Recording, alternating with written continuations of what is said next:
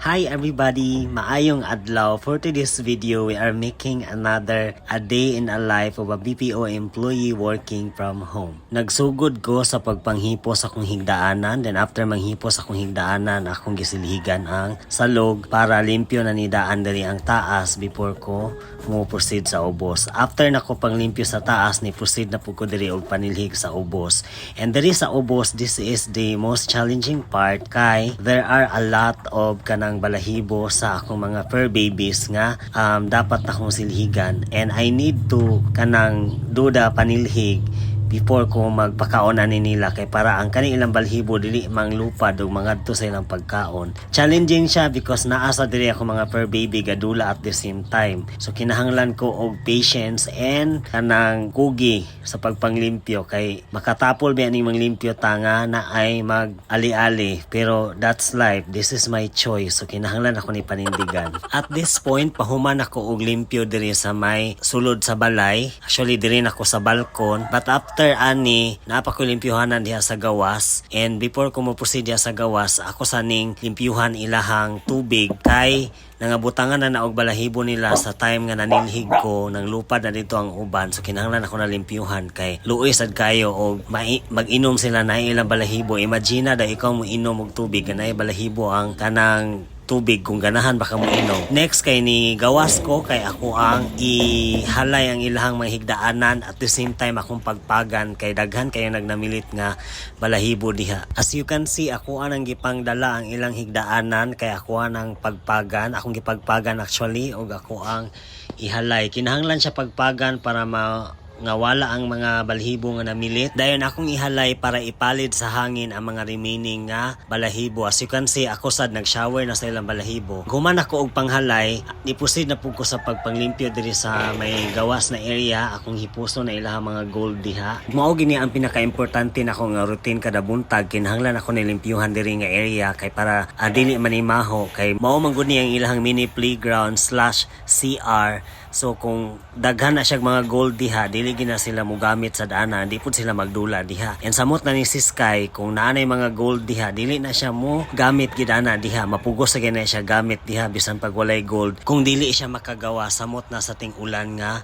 panahon. After na ko manguha sa ilang mga gold dito sa sulod, ako sa ning gipanilhig ang ilang mga balahibo diri sa gawas kay kinahanglan sad ni siya makuha kay kung dili ni siya nako makuha inig muhangin, musulod nagbalik dito sa sulod. So useless akong pagpanilhig ganiha dito sa sulod kay mamalik na dito ilang mga balahibo gyud. So kinahanglan nga makuha na diha og apil, and importante gid kay ni siya nga buhaton ako kada adlaw para dili na manulod og balik. Actually dili lang kausan ako ni buhaton ang pagpanilhig aning ilahang balahibo or pagpanghipo sa ilahang mga gold. Usually ani 2 to thrice nako siya buhaton sulod sa isa ka adlaw. So inana ka hasol ang mag-atiman og mga fur babies, but happy raman sad ko. Mao man ginay pinaka-importante sama sa imong pagpanarbaho, dapat happy gyud ka. So kung sa imong mga choices sa life, kung sa imong mga decisions sa life, you should be happy kay mao man na imong gidesisyonan or mao man na imong gipili na path or mao na imong choice nga gipili. After nako manglimpyo sa gawas, ni proceed na pud ko diri sa pagpanglimpyo sa akong naong. Importante sa jud kay nga manglimpyo ko sa akong naong kay ang mga balhibo nila ganiharan ako nang gi-shower, mao nang kinahanglan kayo nga manghilam usad ko. And while akong gipa taud-taoran ang kanang facial foam sa akong naong, ni proceed po dayon ko sa pagpang-toothbrush kay kinahanglan sad gid kayo nga mag-toothbrush ta kada adlaw kay kung nakabalita mo kaning trending nga issue karon ni Andy ug ni Filmar nga matud pa sa mga netizen,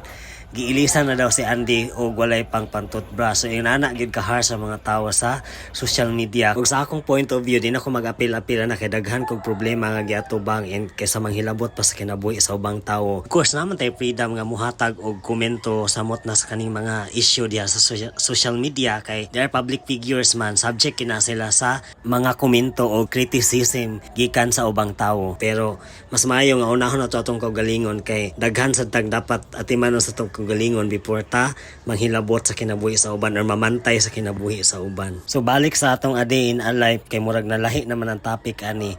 proceed na ko sa ako ang skincare, which is naghuman ko manghilam o kinahanglan ko mangbutang og sunscreen kay gagawas-gawas ko ani kung samot na kong RD kay di man ko matulog og adlaw ani. So kinahanglan kayo nga mag sunscreen ko aron dili pud masunog sa adlaw ako ang nawong kay itom na gani sunog pagid og nawong ahan na magita ani.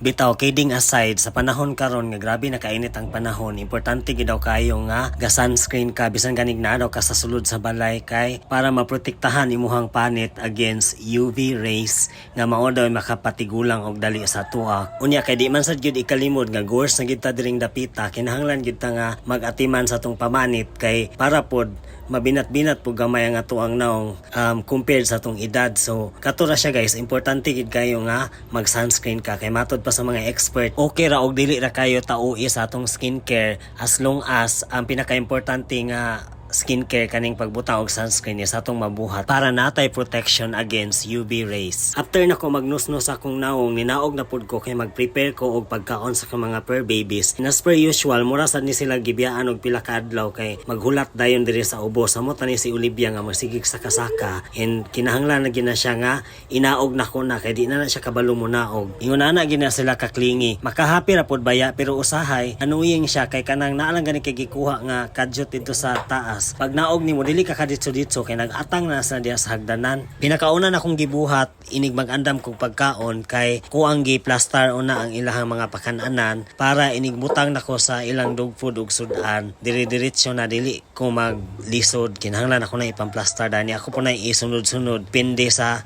akong pagkaonon. Ay depende sa tag-iya sa pakananan. I mean kay ngano lahi-lahi na sila og serving kay lahi po na sila appetite samot na kong buntag. So kinahanglan nga ako nang masunod-sunod according sa kinsay mukaon kay para dali ra nako pag estimate sa dog food nga akong ibutang. Ug sa way paglangay ako na pud dayang ipambutang ang dog food depende sa tag-iya sa pakananan.